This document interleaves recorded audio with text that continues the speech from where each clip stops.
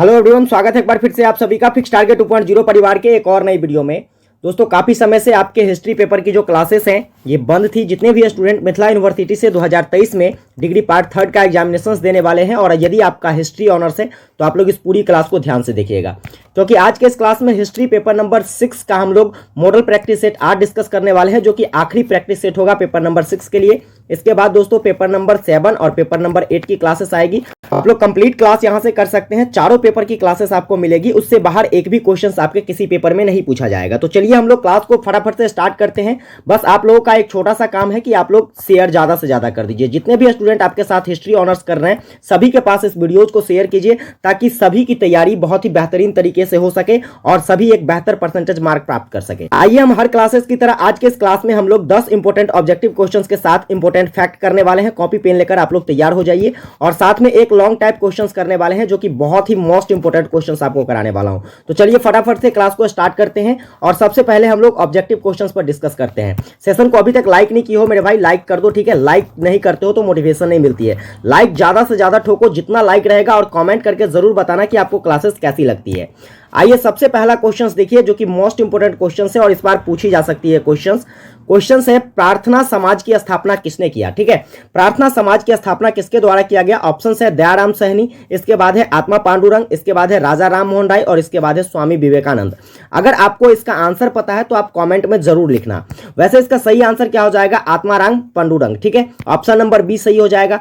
अब यहां पर इंपोर्टेंट फैक्ट देखते हैं। यदि आपसे पूछ लिया जाए कि प्रार्थना समाज की जो स्थापना है ये कब की जाती है, तो मेरे भाई आपको याद रखना है कब किया जाता है? 31 मार्च 1867 ईस्वी को, ठीक है। अब फिर यहां से पूछ लिया जाए आपसे कि प्रार्थना समाज जो है इसकी अध्यक्षता पहली बार सबसे प्रथम अध्यक्ष कौन थे, तो आपको याद रखना है आत्माराम पांडुरंग, ठीक है। फिर यदि आपसे पूछ लिया जाए प्रार्थना समाज की जो स्थापना की जाती है वो कहां किया जाता है, तो आपको याद रखना है बंबई में किया जाता है। कहां पर मेरे भाई? बंबई में किया जाता है। ये 3 फैक्ट आप जरूर याद रखना, ठीक है, क्योंकि रिलेटेड क्वेश्चंस आपके पेपर में आ सकते हैं। जरूरी नहीं कि ये क्वेश्चंस आपसे पूछ लिया जाए। फिर चलेंगे हम लोग दूसरे क्वेश्चंस पर। देखिए दूसरा क्वेश्चंस क्या है। दूसरा क्वेश्चंस भी मोस्ट इंपोर्टेंट है। क्वेश्चंस कहता है पलासी के युद्ध के समय मुगल सम्राट कौन था? पलासी का युद्ध वाला जितना भी क्वेश्चंस है भाई जरूर याद रखना, क्योंकि एक ना एक क्वेश्चंस यहां से पूछे ही जाएंगे, ठीक है। पलासी के युद्ध के समय मुगल सम्राट के बारे में आपसे पूछा जा रहा है, तो आपको ध्यान रखना है पलासी का युद्ध जब होता है तो ये इस समय मुगल सम्राट कौन होते हैं? आलमगीर द्वितीय होते हैं। ऑप्शन नंबर ए सही हो जाएगा। आपको कमेंट करके हमें बताना है कि पलासी का युद्ध जो है ये कब होता है। मैंने आपको पिछली कक्षाओं में बताया है, पिछली क्लास में कराया है। तो चलिए कमेंट कर दीजिए फटाफट से कि पलासी का युद्ध कब होता है। आइए हम लोग यहां पर कुछ इंपोर्टेंट फैक्ट जानते हैं। यदि आपसे पूछ लिया जाए कि आलमगीर द्वितीय जो है, जो कि एक मुगल सम्राट थे, इसका शासनकाल कब से कब तक था, तो मेरे भाई आपको ध्यान रखना है 1754 से लेकर के 1759 तक, जो कि आलमगीर द्वितीय का शासनकाल था। फिर देखिए यहां से आपसे क्वेश्चंस पूछ लिया जा सकता है कि पलासी के युद्ध के बाद जो है बंगाल का नवाब कौन बनता है, ठीक है। बंगाल का जो नवाब है पलासी के युद्ध के बाद यह कौन बनता है, तो आपको याद रखना है मीर जाफर। क्या याद रखना है? मीर जाफर, जिसको पलासी के युद्ध के बाद बंगाल का नवाब नियुक्त किया जाता है, ठीक है। अब आइए बात करते हैं अगले क्वेश्चंस पर। अगला क्वेश्चंस क्या कहता है? अगला क्वेश्चंस देखिए, ये भी मोस्ट इंपोर्टेंट क्वेश्चन है, 1857 के विद्रोह से संबंधित है, ठीक है। क्वेश्चंस कहता है 1857 का विद्रोह किस उर्दू कवि ने देखा था? खान बहादुर ने, या फिर बेगम हजरत महल ने, या फिर मिर्जा गालिब ने, या फिर वक्त खान ने। आपको याद रखना है मिर्जा गालिब, जो कि एक उर्दू लेखक थे, जिसने क्या देखा था? 1857 का विद्रोह देखा था। अब यहां पर जो मैं इंपोर्टेंट फैक्ट कराने वाला हूं, स्टार लगा लीजिए। आप लिखिए क्या? 1857 का विद्रोह। सबसे पहला तो आपको यह कमेंट करके बताना है 1857 के विद्रोह को किस नाम से जाना जाता है, ठीक है। कमेंट करिए फटाफट से। अब देखिए यहां पर इंपोर्टेंट फैक्ट क्या बन सकते हैं। सबसे पहला फैक्ट यहां पर बनता है 1857 का जो विद्रोह होता है यह किसके द्वारा आरंभ किया जाता है, तो मेरे भाई आपको याद रखना है मंगल पांडे, जिनके द्वारा इसका आरंभ किया जाता है, ठीक है। अब आइए बात करते हैं, अगर आपसे पूछ लिया जाए 1857 का जो विद्रोह है यह प्रारंभ कहां से होता है, तो आपको याद रखना है कहां से प्रारंभ होता है? बैरकपुर से। कहां से होता है भाई? बैरकपुर से। चलिए आप हमें कमेंट करके बताइए बैरकपुर वर्तमान में किस राज्य के अंतर्गत आता है? भारत के किस राज्य के अंतर्गत? आइए अब देखिए यहां से और क्वेश्चंस बन सकते हैं कि 1857 का जो विद्रोह है, इस विद्रोह का चुनाव चिन्ह क्या था, तो आपको याद रखना है कमल और रोटी, जो कि कमल व रोटी जो कि इसका क्या था? चुनाव चिन्ह था, ठीक है। फिर आइए बात करते हैं यहां से 1857 के विद्रोह से संबंधित और भी फैक्ट आपको याद रखना है। यदि पूछ लिया जाए 1857 के विद्रोह का कानपुर से नेतृत्व किसके द्वारा किया गया, कानपुर से नेतृत्व किसने किया था? तो आपको याद रखना है तात्या टोपे के द्वारा। किसके द्वारा? तात्या टोपे के द्वारा। और यहां पर देखिए एक नाम यहां पर है बेगम हजरत महल। क्या है भाई? बेगम हजरत महल। इसने क्या कहते हैं 1857 के विद्रोह का नेतृत्व कहां से किया था? तो आपको याद रखना है लखनऊ से किसने किया था? बेगम हजरत महल ने 1857 की क्रांति का नेतृत्व किया था। आइए देखिए अगला क्वेश्चन क्या है। चौथा क्वेश्चन क्या करना है आपको? सारे फैक्ट आपको याद रखने हैं। क्वेश्चन कहता है भारत में अंग्रेजों के समय प्रथम जनगणना किसके कार्यकाल में हुआ था? लॉर्ड डफरिन के कार्यकाल में, या फिर लॉर्ड लिटन, या फिर लॉर्ड मेवो, या फिर लॉर्ड रिपन? आपको याद रखना है लॉर्ड मेवो के शासनकाल में भारत में पहली बार क्या हुआ था? ब्रिटिश शासकों के कार्यकाल में जनगणना हुई थी। ठीक है, अब देखिए यहां पर इंपॉर्टेंट फैक्ट बन सकते हैं। ये तो आपका अंग्रेजों के समय में जनगणना किसके काल में हुआ था? लॉर्ड मेवो के काल में। फिर यदि आपसे पूछ लिया जाए कि लॉर्ड मेवो के काल में जो पहली बार जनगणना हुई थी ये कब हुआ था? तो आपको याद रखना है 1872 ईस्वी में। कितने ईस्वी में? 1872 ईस्वी में। लेकिन फिर यहां से क्वेश्चंस बन जाते हैं कि भारत में यानी कि स्वतंत्र भारत में पहली बार जनगणना कब होती है? स्वतंत्र भारत में जो है पहली बार जनगणना कब होती है? तो आपको याद रखना है 1951 ईस्वी में। कितने ईस्वी में? 1951 ईस्वी में पहली बार जनगणना होती है। और यदि आपसे पूछ लिया जाए क्वेश्चंस यहां से देखिए नियमित दशकीय जनगणना के बारे में पूछ लिया जाए। क्या पूछ लिया जाए? नियमित दशकीय जनगणना जो है यह भारत में कब होता है पहली बार? तो आपको याद रखना है 1881 ईस्वी में। ठीक है, ये सारे फैक्ट आपको याद रखने हैं। आगे चलिए, सारे फैक्ट को आप नोट करते जाइए अपने कॉपी में। ठीक है, और उसको जरूर याद कर लीजिएगा। क्वेश्चन कहता है सर टॉमस मुनरो किस भू राजस्व बंदोबस्त से संबंधित है? स्टार लगा लो। क्वेश्चन कहता है सर टॉमस मुनरो इसमें से किस बंदोबस्त से संबंधित है? अस्थाई बंदोबस्त से, या फिर महलबारी बंदोबस्त से, या फिर रैयतवाड़ी बंदोबस्त से, या फिर इनमें से कोई नहीं?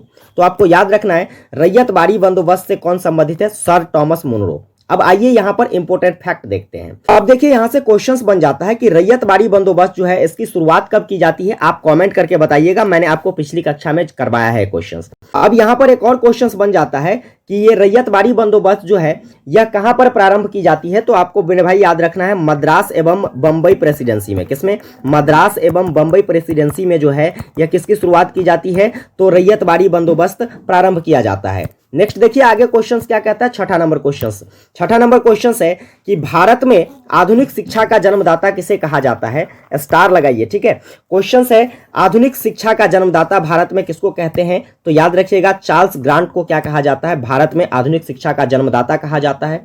अब नोट कीजिएगा यहां से इंपॉर्टेंट फैक्ट। यदि आपको पूछ लिया जाए कि भारत में आधुनिक शिक्षा जो है यह कब प्रारंभ की जाती है? तो 1813 के चार्टर अधिनियम के अंतर्गत। किसके अंतर्गत? चार्टर अधिनियम के अंतर्गत जो है इसकी शुरुआत की जाती है। फिर चलिए आगे एक और क्वेश्चन यहां से बन जाता है कि भारत में जो है आधुनिक शिक्षा प्रणाली का, ठीक है, आधुनिक शिक्षा प्रणाली का नींव जो है, आधुनिक शिक्षा प्रणाली की नींव कब रखी जाती है? तो आपको याद रखना है 1835 ईस्वी में। कितने ईस्वी में? 1835 ईस्वी में आधुनिक शिक्षा प्रणाली की नींव रखी जाती है। किसके द्वारा रखा जाता है? तो आपको याद रखना है मैकालेज मिंट्स के द्वारा। किसके द्वारा? मैकालेज मिंट्स के द्वारा जो है मेरे भाई यह आधुनिक शिक्षा प्रणाली की नींव रखी जाती है। चलिए सातवां क्वेश्चन देखिएगा क्या कहता है। सातवां क्वेश्चन है ब्रिटिश पत्रकार H.W. नेविन्सन संबंधित है किससे? स्वदेशी आंदोलन से, या फिर बंगभंग आंदोलन से, या फिर असहयोग आंदोलन से, भारत छोड़ो आंदोलन से? तो आपको याद रखना है क्या? H.W. नेविन्सन जो है यह किससे संबंधित है मेरे भाई? स्वदेशी आंदोलन से। किससे संबंधित है? स्वदेशी आंदोलन से। अब देखिए इंपॉर्टेंट फैक्ट आपको यहां से क्या क्या नोट करने हैं। सबसे पहला चीज तो आपको याद रखना है स्वदेशी आंदोलन जो है यह शुरुआत कब की जाती है? तो बंगभंग आंदोलन के बाद। बंगभंग आंदोलन कब होता है? तो बंगभंग आंदोलन जो है यह 1905 में होता है, जिसको हम लोग एक और नाम से जानते हैं, वह क्या है? बंगाल विभाजन के नाम से जानते हैं। किसके नाम से जानते हैं? बंगाल विभाजन के नाम से जानते हैं बंगभंग आंदोलन को। ठीक है, बंगभंग आंदोलन के बाद किसकी शुरुआत होती है? स्वदेशी आंदोलन की। और स्वदेशी आंदोलन से कौन संबंधित है? H.W. नेविन्सन, जो कि एक ब्रिटिश पत्रकार है। आगे बढ़ते हैं, देखिए आठवां क्वेश्चन क्या है। आठवां क्वेश्चन है कि केंद्र में द्वैध शासन व्यवस्था किस अधिनियम द्वारा लागू की जाती है? केंद्र में, देखो यहां पर नोट करने वाली चीज है, केंद्र में द्वैध शासन पूछा जा रहा है। तो आपको याद रखना है क्या? आपको याद रखना है भारत सरकार अधिनियम 1935 के अंतर्गत जो है केंद्र में द्वैध शासन व्यवस्था लागू की जाती है। अब जो मैं यहाँ पर इंपॉर्टेंट फैक्ट नोट कराने वाला हूँ, भारत सरकार अधिनियम 1935 से सभी को नोट कर लीजिए। भारत सरकार अधिनियम 1935 जो है आपके लिए बहुत ज्यादा इंपॉर्टेंट है। और देखिए यहाँ पर आपसे पूछा जा सकता है, जैसे पूछ लिया जाए कि भारतीय संविधान में, ठीक है, भारतीय संविधान में जो है आपातकालीन प्रावधान जो है, आपातकालीन प्रावधान यह किस अधिनियम के अंतर्गत किया गया, प्रावधान जो है यह किस अधिनियम के अंतर्गत किया गया, तो आपको याद रखना है भारत सरकार अधिनियम 1935 के अंतर्गत जो है भारतीय संविधान में आपातकालीन प्रावधान किए गए। इसके बाद फिर आपसे पूछ लिया जा सकता है प्रांतीय स्वायत्तता जो है, ठीक है, प्रांतीय स्वायत्तता जो है यह इसकी शुरुआत कब की जाती है, ब्रिटिश शासकों के द्वारा, किस अधिनियम के अंतर्गत, तो आपको याद रखना है भारत सरकार अधिनियम 1935 के अंतर्गत प्रांतीय स्वायत्तता जो है यह ब्रिटिश शासकों के द्वारा आरंभ की जाती है। फिर चलिए आगे यहां से क्वेश्चन पूछ लिया जा सकता है कि भारतीय संविधान जो है, भारतीय संविधान के निर्माण पर गहरा प्रभाव किस अधिनियम के अंतर्गत पड़ता है, तो भारतीय संविधान के निर्माण पर जो है, भारतीय संविधान के निर्माण पर जो है गहरा प्रभाव नोट कीजिएगा, यह भारत सरकार अधिनियम 1935 के अंतर्गत पड़ता है। यदि आपसे पूछ लिया जाए भारत सरकार अधिनियम जो है यह किस पर आधारित है, तो मेरे भाई याद रखना है साइमन कमीशन पर आधारित है। किस पर आधारित है, साइमन कमीशन पर आधारित कौन सा अधिनियम है, भारत सरकार अधिनियम 1935। आगे इतना नोट कर लिए। अब आगे देखिए यहां से एक और क्वेश्चन आपसे पूछे जा सकते हैं जो कि सबसे इंपॉर्टेंट क्वेश्चन है, और वह क्या है, भारत सरकार अधिनियम के अंतर्गत, भारत सरकार अधिनियम को जो है दोस्तों गुलामी के नए बंधन पत्र, ठीक है मेरे भाई, गुलामी के नए बंधन पत्र, गुलामी के नए बंधन पत्र यह किसने कहा है, तो आपको याद रखना है जवाहरलाल नेहरू ने। किसने कहा है, जवाहरलाल नेहरू ने भारत सरकार अधिनियम 1935 को क्या कहा है, गुलामी के नए बंधन पत्र कहा है। इतने सारे इंपॉर्टेंट फैक्ट थे। आइए बढ़ते हैं अगले क्वेश्चंस की तरफ। 9वां क्वेश्चन देखिएगा क्या कहता है। 9वां क्वेश्चन भी बेहद इंपॉर्टेंट क्वेश्चन से कहता है भारतीय राष्ट्रीय कांग्रेस का प्रथम गैर हिंदू अध्यक्ष था दादा भाई नौरोजी या फिर अब्दुल कलाम आजाद या फिर जॉर्ज उगले या फिर बहरुद्दीन तैयब जी। तो आपको ध्यान रखना है भारतीय राष्ट्रीय कांग्रेस के प्रथम गैर हिंदू अध्यक्ष कौन थे, दादा भाई नौरोजी थे। कौन थे मेरे भाई, दादा भाई नौरोजी। अब चलिए कुछ इंपॉर्टेंट फैक्ट देखते हैं। यहां से आपको क्वेश्चंस पूछ लिया जा सकता है कि भारतीय राष्ट्रीय कांग्रेस के सबसे कम उम्र के अध्यक्ष कौन थे, सबसे कम उम्र के अध्यक्ष कौन थे, तो आपको याद रखना है अबुल कलाम आजाद। कौन थे मेरे भाई, अबुल कलाम आजाद जो थे यह भारतीय राष्ट्रीय कांग्रेस के जो क्या थे, यह सबसे कम उम्र के अध्यक्ष थे। और इसे कितने उम्र में अध्यक्षता मिली थी, तो 35 वर्ष की उम्र में। कितने वर्ष की उम्र में, 35 वर्ष की उम्र में इन्हें अध्यक्षता मिली थी। फिर आपको याद रखना है अबुल कलाम आजाद जो कि हमारे भारत के प्रथम शिक्षा मंत्री थे। कौन थे मेरे भाई, प्रथम शिक्षा मंत्री कौन थे, अबुल कलाम आजाद थे। आगे बढ़िएगा जो कि आखिरी ऑब्जेक्टिव क्वेश्चन है, इसके बाद हम लोग एक लॉन्ग टाइप क्वेश्चन डिस्कस करेंगे। क्वेश्चन कहता है प्रथम आंग्ल मैसूर युद्ध कब हुआ था, तो प्रथम आंग्ल मैसूर युद्ध जो है यह कब होता है मेरे भाई, आपको याद रखना है 1767 से लेकर के 1769 तक। ठीक है, ये प्रथम आंग्ल मैसूर युद्ध का डेट है। इसके बाद देखिए यहां से आपसे क्वेश्चन पूछ लिया जा सकता है प्रथम आंग्ल मैसूर युद्ध जो है यह किसके किसके बीच होता है, तो आपको याद रखना है अंग्रेजों और हैदर अली के बीच। किसके बीच होता है, अंग्रेजों और हैदर अली के बीच क्या होता है, प्रथम आंग्ल मैसूर युद्ध होता है। चलिए आप हमें कमेंट करके बताना इस प्रथम आंग्ल मैसूर युद्ध में किसकी विजय होती है। आइए देखते हैं अगला क्वेश्चन जो कि आपका पेपर नंबर 6 के लिए 8वां लॉन्ग टाइप क्वेश्चन होगा और सबसे इंपॉर्टेंट क्वेश्चन से जरूर याद कर लेना। क्वेश्चन कहता है टीपू सुल्तान के चरित्र एवं उपलब्धियों का वर्णन करें। स्टार लगाओ मेरे भाई और देखिए इसका आंसर कैसे लिखना है। सबसे पहले तो आप टीपू सुल्तान का एक छोटा सा परिचय लिखेंगे। परिचय में क्या लिखेंगे, परिचय देखिए जैसे कि मैंने लिखा है टीपू सुल्तान एक महत्वाकांक्षी और पराक्रमी व्यक्ति था। क्या था मेरे भाई, महत्वाकांक्षी और पराक्रमी व्यक्ति था।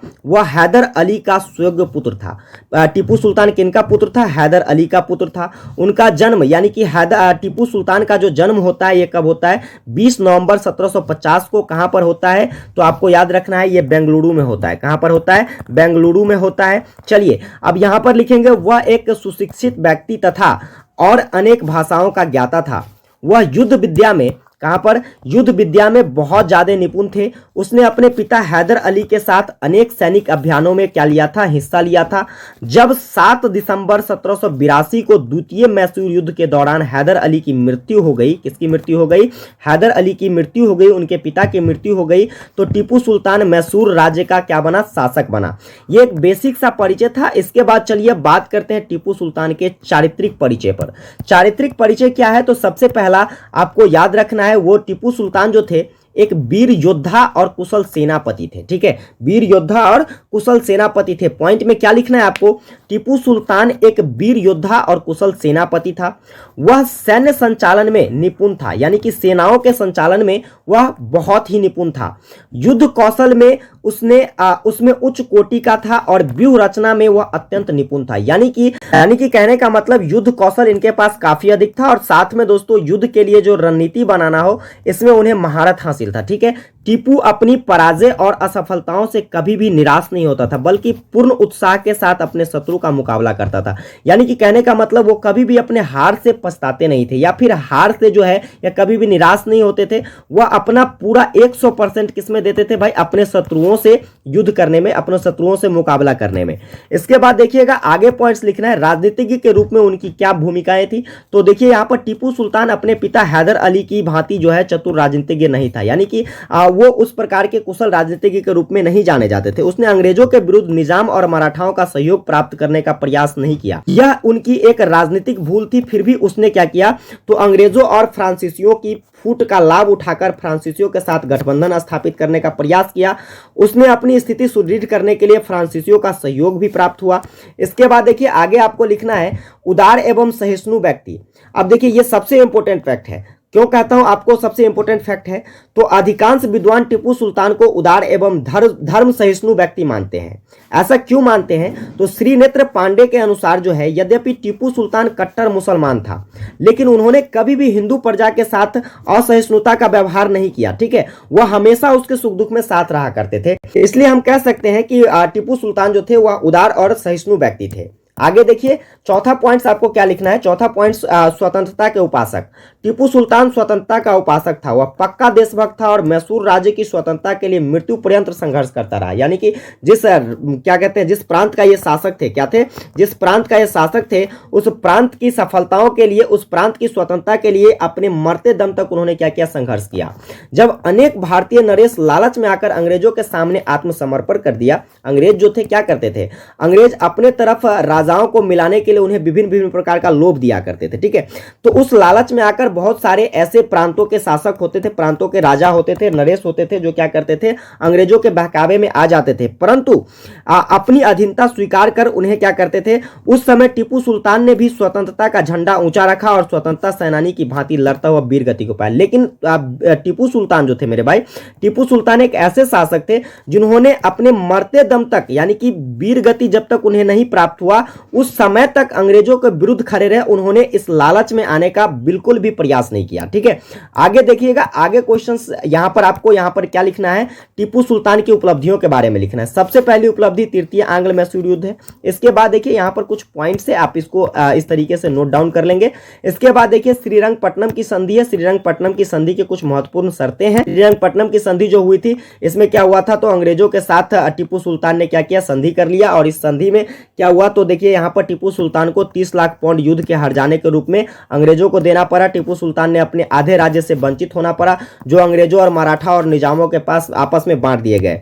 इसके बाद देखिएगा आगे क्या लिखना है आपको, आगे लिखना है आपका इसका तीसरा उपलब्धि जो है वह है मैसूर का चतुर्थ युद्ध। मैसूर का चतुर्थ युद्ध जो कि 1799 ईस्वी में अंग्रेजों और टीपू सुल्तान के बीच में होता है, जिसके प्रमुख कारण ये थे। ठीक है, यहाँ पर ये कुछ 4 पॉइंट्स दिए गए हैं, इन 4 पॉइंट्स को आपको लिख लेना है।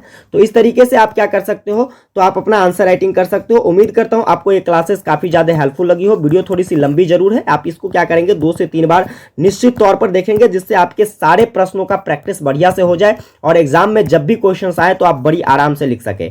अगर ये वीडियो हेल्पफुल लगी हो तो चैनल पर नए हैं सब्सक्राइब कर लेना। वीडियो को लाइक नहीं किया अभी तक, लाइक करके अपनी हाजिरी जरूर बना लेना। और दोस्तों अपने सभी फ्रेंड्स के पास इसे ज्यादा से ज्यादा शेयर करना। मिलते हैं आप लोगों के साथ अगली क्लासेस में। अब क्लासेस कंटिन्यू रहेगी, तो फटाफट से आप लोग ज्यादा से ज्यादा स्टूडेंट को जोड़ने का प्रयास कीजिए और आप भी कंटिन्यू बने रहिए। मिलते हैं आप लोगों के साथ अगली क्लासेस में, तब तक के लिए जय हिंद।